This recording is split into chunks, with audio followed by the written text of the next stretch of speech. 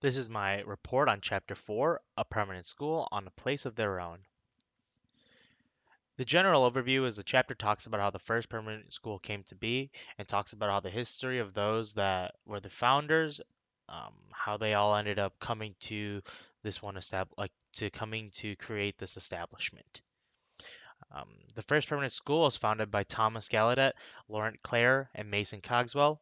It was opened in April 15th, 1817 in Hartford, Connecticut, and was first called the Connecticut Asylum for the Education and Instruction of Deaf and Dumb Persons, but today it is now known as the American School for the Deaf. When the asylum or school was first being built up, they didn't receive any funding, so Cogswell had to fund the building for himself. But once the school was established, they did receive funding from the state and from the federal government. All the teachers there would use sign language instead of English, or they would use a pattern, like a system pattern model, so that people that don't know sign language can use a different form of communication. And it was very popular because at the time the religion was very heavy, and people thought that deaf deaf people were actually, it was like deafness was some sort of sin, and that they would need their souls to be rescued from intellectual darkness.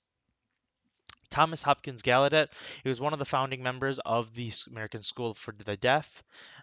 He was a Christian pastor at first. Then, as he was going about himself, he actually taught Cogswell's daughter, who was deaf, how to read. Because of teaching Alice, he ended up wanting to learn how to efficiently teach deaf children how to, and not just children, but everyone in general, wanted to teach them how to um, learn, just get a basic understanding of how the world works through just talking or some sort of communication. And the best place at the time was Britain. So he went to Britain to try to learn what the British are doing in order to teach deaf children. One of the first places he ended up going to was the Braidwoods because their school was known for having a high rating. And when he was trying to ask if he can attend the school, he was offered a deal, which was he would be able to go only if he didn't speak of any of the secrets and if he were to stay in London for a couple of years. Gallaudet didn't really like this idea and he refused. So in spite of that, he continued on with his journey. Later on, he met with John Massey and Lauren Clare, who were in London at the time, and he was trying to see and they were both students that were from the Royal Institution. So he was trying to learn how they ended up learning and seeing if he could find anything out about them. He found that they were both very smart people, and he decided to try to communicate and try to build some kind of relationship with them. This ended up taking Gallaudet all the way from London to France, where they were still talking.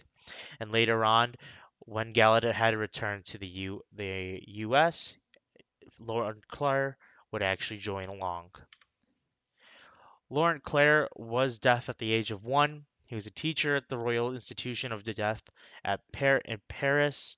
To help out, obviously, he went to America, where he knew that it was a great risk for him because he doesn't know if the school will be successful. He doesn't know how he would get his salary because the school is brand new, and he didn't really want to teach another religion that he found that wasn't acceptable to him.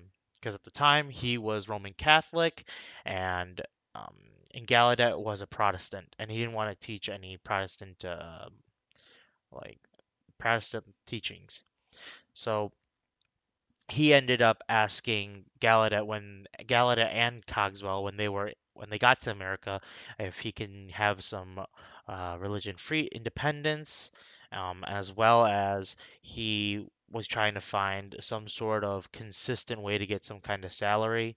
Otherwise, um, he wouldn't really be getting much out of the deal.